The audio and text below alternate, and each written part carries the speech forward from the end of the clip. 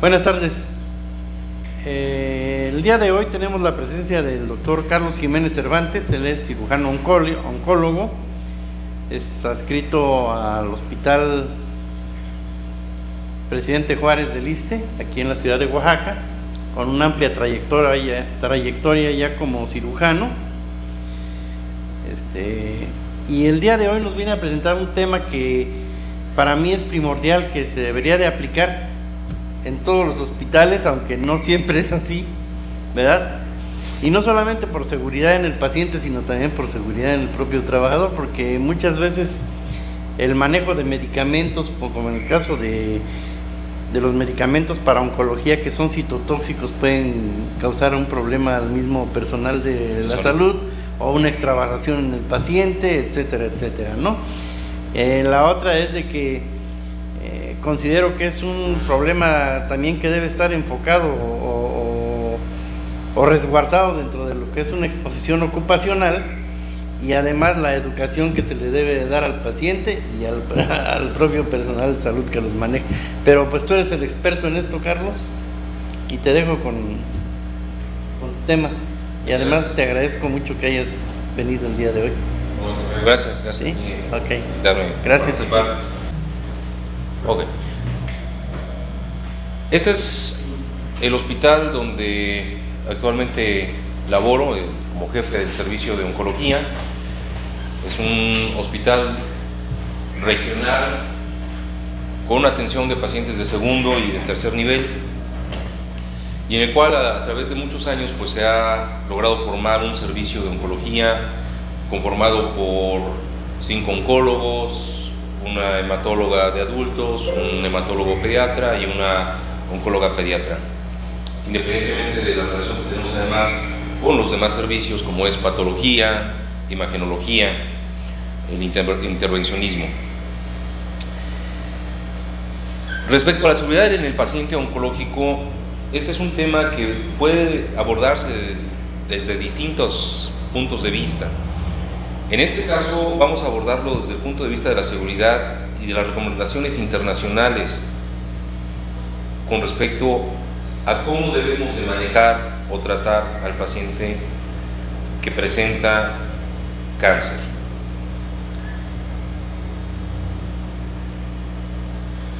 Y para eso tendríamos que empezar por lo que es la definición de seguridad.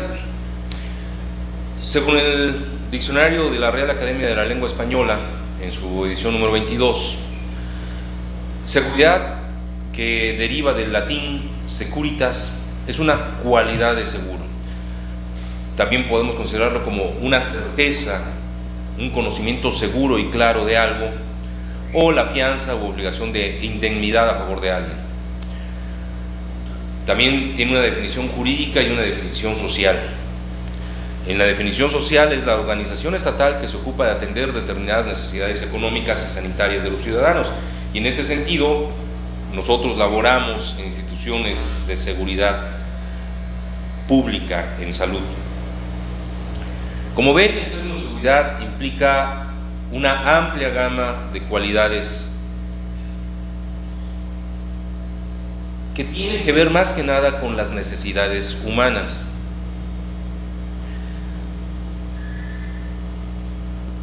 El psicólogo Abraham Maslow, en 1943, desarrolla una teoría de las motivaciones humanas, y en esa teoría él reconoce que hay necesidades que son primordiales y necesidades que no son primordiales, pero que conforman lo que es el bienestar humano. Perdón, se regresó.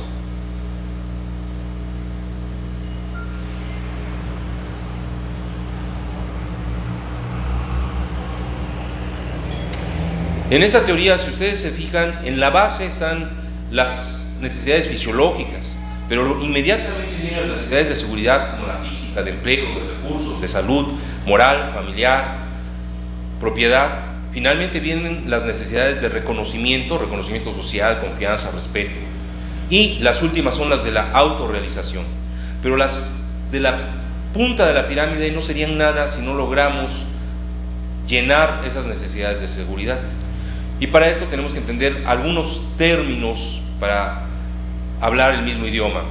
Y entre estos términos, la seguridad del paciente, que se conoce como tal al conjunto de los elementos estructurales, procesos, instrumentos y metodologías que, basados en evidencias científicas, tienden a minimizar el riesgo de sufrir un evento adverso en el proceso de atención de la salud o de mitigar sus consecuencias.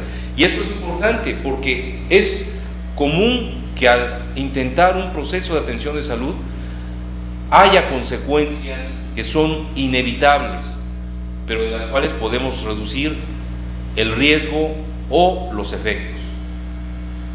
La definición de un evento adverso sería el resultado de una atención en salud que de manera no intencional produjo daño. Y estos eventos adversos pueden ser prevenibles y no prevenibles. Hay un estudio internacional en el cual participó México, Perú, Argentina, Costa Rica y Colombia, en el cual vieron que podían haber sido evitables el 65% de los eventos adversos registrados, y que de estos, los que estuvieron relacionados al cuidado directamente fueron cerca del 14%, relacionados al uso de medicamentos en 8.2%, que las infecciones nosocomiales evitables fueron en el 37%, y que relacionados a procedimientos fueron del 28.6%. Hubo menos eventos adversos relacionados al diagnóstico, en el solo del 6.5%. Y esto ya nos da un panorama global de lo que va a suceder en cualquier paciente que es sometido a un procedimiento de atención de la salud. Y ante esto habría que recordar las palabras del doctor Santiago Ramón y Cajal, Premio Nobel de Fisiología y Medicina en 1906, que lo peor no es cometer un error, sino tratar de justificarlo en vez de aprovecharlo como aviso providencial de nuestra ligereza o de nuestra ignorancia. Y eso es aplicable a la ciencia y es aplicable a la atención en salud. El error es humano y estamos todos expuestos a cometerlo, pero debemos de tratar, una vez cometido el error, de analizar las causas para tratar de evitar cometerlas en un futuro.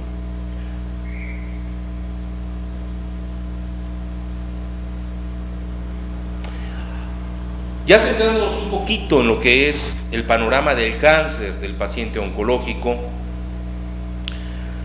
vamos a ver que esta tasa de incidencia estandarizada es diferente en hombres y en mujeres y en distintos países. Y ustedes pueden ver en este mapa del GloboCan o GloboCáncer del 2008, ya hay unos más recientes, cómo la tasa de incidencia de cáncer en hombres en general es mayor en los países más industrializados. Pero México, como el resto de Latinoamérica, no se quedan atrás. Están dentro de los segundos países con mayor tasa de incidencia por cáncer, y eso tiene que ver en mucho con el desarrollo tecnológico, la industrialización de los alimentos, la industrialización del campo, el estilo de vida en general. Esta tasa de mortalidad estandarizada por edad en hombres también, si la estimamos en el GloboCan, podemos observar qué tan alta es la mortalidad, por ejemplo, en países del primer mundo, pero que tienen sistemas de salud que tienen ciertas deficiencias, por ejemplo en España, en la Unión Europea, en la Europa del Este, en relación con la mortalidad que tiene Estados Unidos y Canadá, el Reino Unido, Francia y Alemania. Esto nos implica que realmente la atención del paciente oncológico, aún en países que tienen el mismo nivel socioeconómico, es diferente porque las condiciones de seguridad en la atención son distintas. Ese sería el ejemplo de la tasa de incidencia estandarizada de cáncer en mujeres. Nuevamente vemos que es muy alta en los países desarrollados, Estados Unidos, Canadá, pero volvemos a ver la diferencia en cuanto a la tasa de mortalidad, que es menor que en algunos países de Europa del Este. ¿Por qué es tan clara la diferencia cuando analizamos, en este caso, mujeres? Y como vamos a ver en la diapositiva, contra hombres, porque la mayoría de los cánceres que suceden en las mujeres son los que más fácilmente podemos hacer detección por métodos de tamizaje o de escrutinio, y eso permite tener una menor mortalidad. Vean la tasa de mortalidad en Europa del Este de hombres comparada con la tasa de mortalidad en mujeres.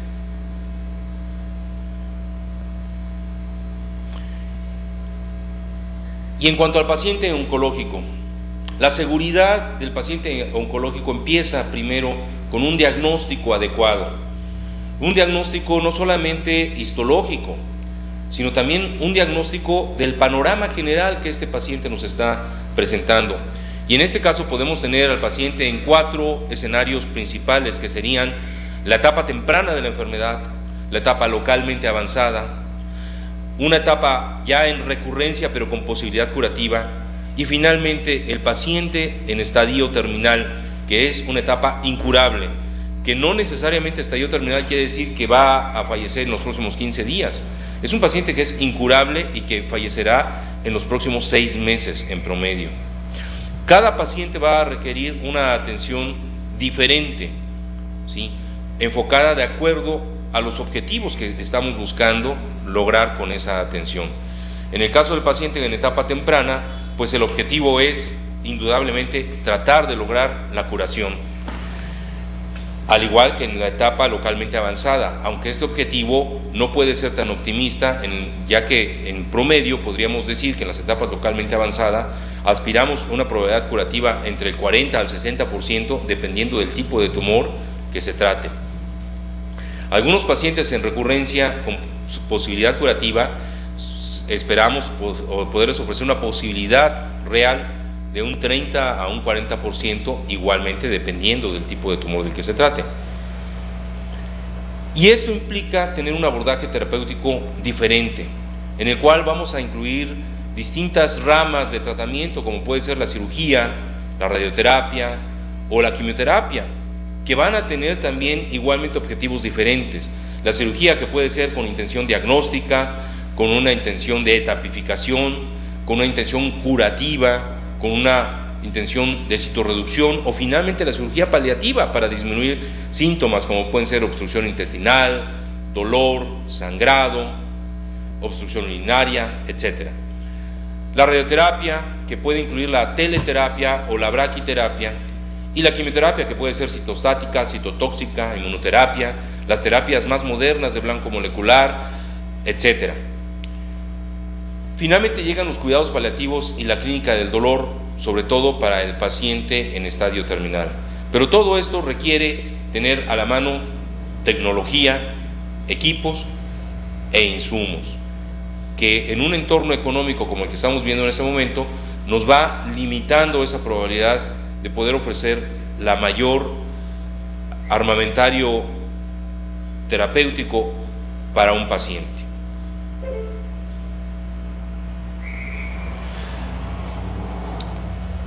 Y en este caso, si juntamos todos esos conceptos que hemos vertido hasta este momento, podríamos definir que hay 10 acciones básicas de seguridad que se tienen que llevar en todo paciente oncológico, desde el momento de su diagnóstico hasta el momento de su tratamiento o hasta el momento del tratamiento de soporte en el paciente con estadio terminal. Vemos, por ejemplo, en esta diapositiva pacientes que están siendo sometidos a procedimientos quirúrgicos. Vemos en la fotografía del centro un equipo de gamma sonda con el cual podemos detectar tempranamente micrometástasis en los ganglios axilares de una paciente con cáncer de mama. Abajo tenemos un equipo que no contamos con este equipo aquí en México más que de manera experimental, pero que muchos países de Europa sí lo tienen, que es un equipo para medir células tumorales circulantes aisladas. Esto permite detectar recurrencias incluso antes de que puedan dar ni siquiera ni síntomas ni elevaciones de enzimas o de marcadores tumorales.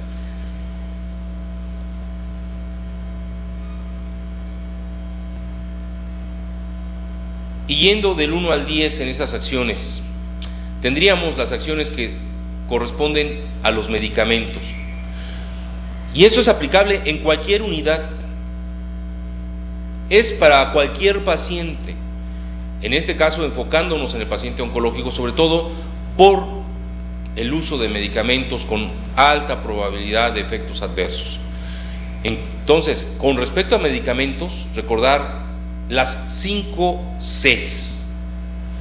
Es decir, checar que el medicamento es en el paciente correcto, el medicamento correcto, por la vía correcta, si es parenteral, oral, etc., a la dosis correcta y a la velocidad correcta. Si checamos las 5 Cs antes de aplicar cualquier medicamento oncológico, estamos reduciendo notablemente la posibilidad de un evento adverso inesperado. Recuerden que los eventos adversos pueden ser evitables y existen los inevitables, pero los evitables, si tenemos las 5 Cs, los vamos a tener bien controlados. Respecto a la cirugía, existen también 4 Cs: el paciente correcto, el procedimiento correcto, el sitio quirúrgico correcto y el momento correcto. Cuando hablamos de el paciente correcto, es una evaluación muy importante que debe hacer el cirujano oncólogo en conjunto con el internista, con el oncólogo médico, incluso si es necesario con el cardiólogo, para saber que este paciente es un buen candidato al procedimiento que se le va a proponer, que el procedimiento es el adecuado para el tipo de tumor que estamos manejando en cuanto a etapa, en cuanto a posibilidades curativas o paliativas. Es muy importante el sitio quirúrgico correcto porque no es tan extraño el conocer de casos de pacientes que tienen un tumor en el lado izquierdo, por decir algo, en un riñón, y que en el momento de colocar al paciente lo colocan del lado para operar el lado derecho, y si uno no ha verificado previo a la cirugía el sitio quirúrgico, puede cometer una grave equivocación. Pero también es muy importante el momento correcto. Podemos tener al paciente correcto, el procedimiento correcto, el sitio quirúrgico correcto, pero el momento no es el correcto, porque podemos tener falta de insumo, falta de infraestructura, o que en ese momento no tengamos algún elemento necesario para el procedimiento. Puede ser una engrapadora quirúrgica, puede ser algún equipo de ablación quirúrgica, un equipo de un bisturí armónico, etcétera, que es necesario para ese procedimiento y no lo tenemos. Si no es el momento correcto, aunque hayamos cumplido las otras 3, la 4ª C impide hacer una cirugía con seguridad para el paciente. Hay que tener una identificación clara del paciente, perfectamente identificados, una comunicación clara con él y con la familia, evitar la caída de los pacientes, sobre todo los pacientes oncológicos, en que aproximadamente un 30-40% de los pacientes que vemos son ya mayores de 60 años, en los cuales la caída puede ser un factor adverso que conlleve a un deterioro más rápido y que coadyuve a que fallezca más rápidamente a consecuencia de complicaciones tanto de fracturas o problemas traumatológicos, como complicaciones por retraso en sus tratamientos oncológicos adecuados.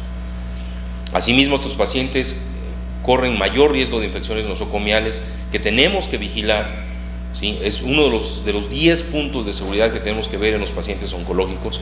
Las infecciones nosocomiales actualmente representan más del 50% de los problemas de retardo en cicatrización, de prolongación de estancias hospitalarias e incluso de muerte. Hay que valorar también los factores humanos. El tratamiento oncológico es un tratamiento actual en el cual es interdisciplinario. Interviene el oncólogo quirúrgico, el oncólogo médico, el algólogo, el internista, el nefrólogo, imagenólogo, psicólogos, trabajadoras sociales, y todos esos factores tienen que estar trabajando de manera uniforme para lograr un buen resultado. Hay que buscar establecer en el hospital el clima de seguridad, seguir los protocolos y guías de manejo. Generalmente en los países latinoamericanos existen guías de manejo nacionales, pero la mayoría van de la mano o relacionadas a las guías que se siguen en Estados Unidos. Generalmente el National Comprehensive Cancer Network, o NCCN por sus siglas en inglés, establece guías que se renuevan cada año con respecto a tratamientos de pacientes con tumores específicos, etapa por etapa, y con los subtipos histológicos o los subtipos moleculares específicos. Si bien estas guías no se pueden aplicar al 100% en nuestro país, nos sirven para establecer las guías propias de acuerdo a nuestros recursos, a nuestro entorno económico y a nuestro sistema de salud. Y eso establece las normas oficiales mexicanas que van muy de la mano con estas guías. Muy importante es hacer corresponsable al paciente. Hay que recordar que de nada sirve seguir todas estas técnicas de seguridad en el paciente oncológico si no lo hacemos corresponsable. Él debe ser corresponsable de la seguridad de su tratamiento. Si le damos una indicación, enseñarle que debe de anotarla.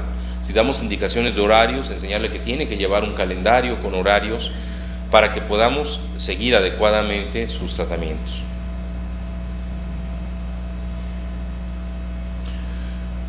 Y sobre todo en este paciente con cáncer avanzado, en el cual los cuidados son paliativos. Estos pacientes, por estar enfocándonos en un estadio terminal del cáncer, esos cuidados se deben centrar más en el paciente y no tanto en la enfermedad, ¿sí? ¿Qué nos interesa en este paciente? Sobre todo el control de los síntomas a los que cualquier ser humano le tiene mayor temor. El dolor como principal síntoma, el sangrado, pero hay otros que van acompañados, como es el miedo al abandono, a la soledad, la depresión, ¿sí? O la pérdida de la identidad, la despersonalización del paciente. Y eso nos lleva a entender que el paciente con cáncer avanzado es un paciente sumamente demandante para todo el equipo de tratamiento. En este caso, la buena comunicación es la clave de la seguridad de este manejo. El trabajo de expertos en equipo es esencial. Un solo médico muchas veces se desgasta y cada vez es más común encontrar gente joven, alrededor de los 35 a los 45 años, especialistas que están sufriendo del síndrome del burnout o gran quemado, ese síndrome de estrés constante por el trabajo. En Europa se ha vuelto un tema importante de discusión, ya que ellos reportan que hasta 30% de sus oncólogos jóvenes, ellos consideran jóvenes entre los 35 y 45 años, están buscando retirarse más temprano o dedicarse a otras áreas de la salud, precisamente por el síndrome del burnout, cuando es demasiada la demanda psicológica que ejercen estos pacientes. Requiere de pacientes y de profesionales que se vuelvan expertos en la patología y en su tratamiento. El paciente y la familia se tienen que hacer expertos en relación al impacto personal de la enfermedad y la diferente dinámica familiar que causa. Esto en nuestro medio es un poco más difícil por muchos tabúes de tipo social y cultural. Esto solamente se puede vencer con educación, ¿sí? Es importante ir educando al paciente y a la familia en relación a lo que podemos esperar de estos cuidados y cuál es la intención de estos cuidados. Es muy importante tratar como un igual al paciente. Es muy importante tener actitudes que muestren respeto, y dentro de esas acciones hay que explicar y discutir todas las opciones terapéuticas. no dar por sentado que existe una sola opción terapéutica, porque hay que recordar que en la ciencia lo que hoy es verdad, mañana no lo es tanto, y que no existen dogmas en la ciencia, aunque a veces nos equivocamos y los tomamos como dogmas muchos procedimientos por años, hasta que llegan nuevos procesos o nuevos procedimientos que modifican completamente el tratamiento. No hay que ser condescendiente con el paciente, hay que tomar en cuenta las prioridades del paciente. Algunos pacientes, sus prioridades pueden ser más de tipo psicológico y emocional que de tipo físico. Es muy importante en el tratamiento con seguridad de un paciente oncológico el ser honesto. Hay que compartir la toma de decisiones, el paciente tiene que formar parte de esa toma de decisiones y es muy importante platicarlo con la familia. Es muy común que los hijos de los pacientes mayores de 60 años, que ya son hijos adultos, tratan de evitar que se les explique a sus padres el diagnóstico, tratan de evitar que se les diga a los padres el pronóstico.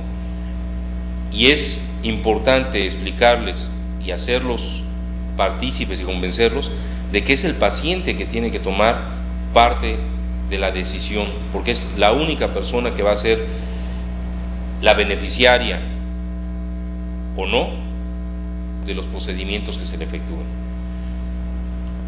Hay que saber escuchar al paciente, pero muy importante saber aceptar si el paciente rehúsa el tratamiento, que es una decisión que es válida, pero será válida siempre y cuando ese paciente haya sido adecuadamente informado, porque no es válido aceptar un rechazo a un tratamiento de un paciente que tenemos a oscuras o a medias, como dijéramos, en el cual no se le ha explicado ampliamente las opciones terapéuticas y su pronóstico.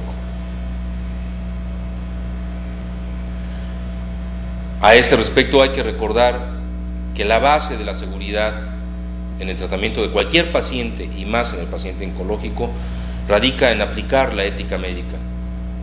Esta ética médica que involucra el respeto a la autonomía del paciente, saber que es el paciente el que elige, llevar los principios de la beneficencia, hacer bien, la no maleficencia, que implica disminuir el daño, porque sabemos que dentro de esa intención de curar podemos producir daño y en algunos casos es inevitable el daño, pero tratar de ser el menor daño. Es muy importante tratar de lograr justicia en el uso de los recursos disponibles, más en un entorno como el que estamos viviendo actualmente en nuestro país, en el que tenemos limitados recursos económicos, en el que tenemos mucha demanda de pacientes cada vez más y que tenemos que hacer lo más justo posible en ese uso de los recursos. Y recordar al final que este viejo aforismo sigue siendo válido. El médico cura a veces, alivia a otras, pero tiene el deber de consolar siempre.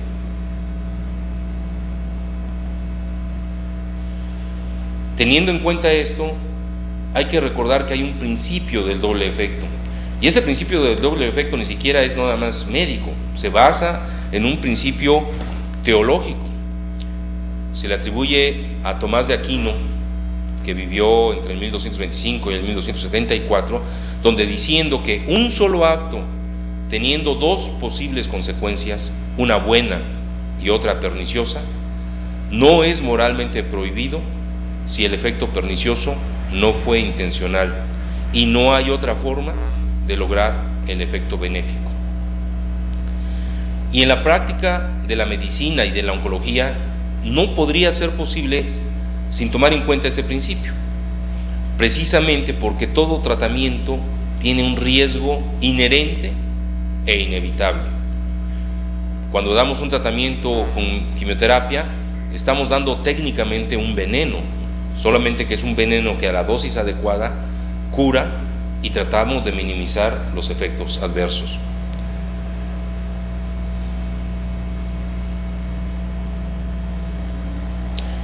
Algunos puntos a considerar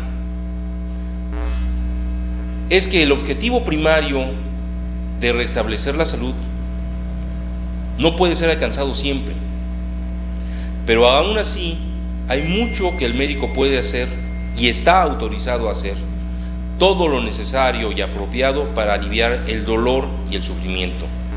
La meta es aliviar sufrimiento, no acelerar el desenlace del enfermo con cáncer terminal. Y eso es muy importante. Cuando hablamos de esto, no estamos hablando de eutanasia, estamos hablando de disminuir el sufrimiento.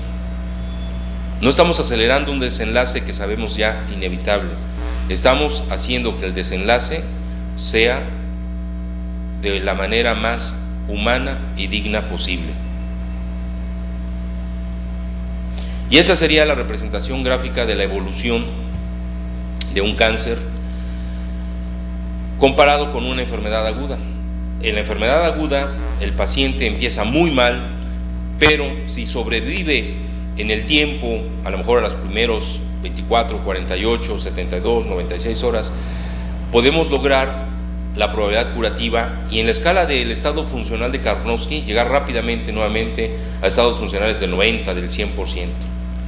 La diferencia con la enfermedad terminal es que estando el paciente mal, progresivamente va a ir disminuyendo sus capacidades físicas, psicológicas, terminando finalmente en la escala de Karnofsky en 0 o la muerte.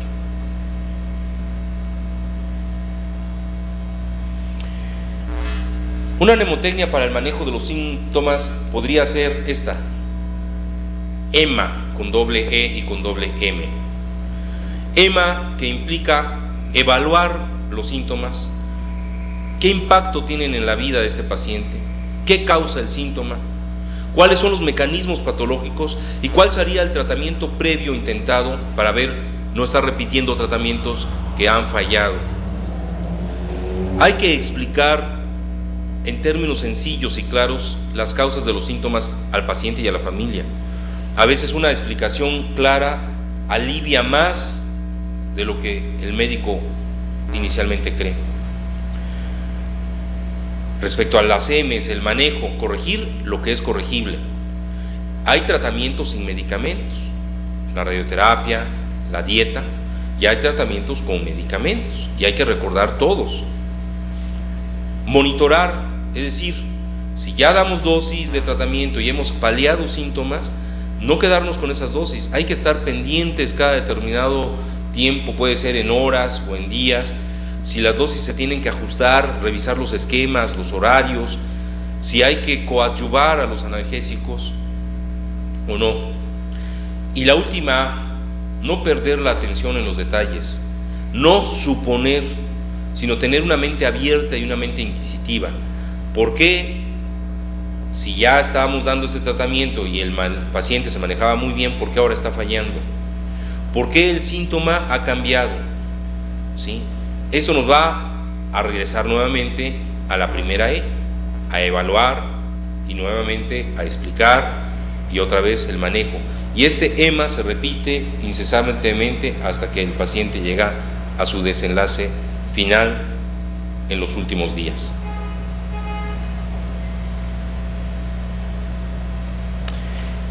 Y esto nos lleva a recordar algunas frases como de Benjamin Franklin: en este mundo nada es seguro salvo los impuestos y la muerte. Y a pesar de esta sentencia, muchas personas viven inconscientes de su mortalidad. Es recomendable hacer una planeación anticipada de los cuidados, incluida la negativa de mayor tratamiento, que ya en nuestro país existe la legislación en algunos estados, en el Distrito Federal, la ley de la voluntad anticipada. Esto no incluye a los actos ilegales, como podría ser el suicidio asistido. Y espero que esta plática les haya servido. Agradezco su atención. Estoy a sus órdenes en el Hospital Presidente Juárez.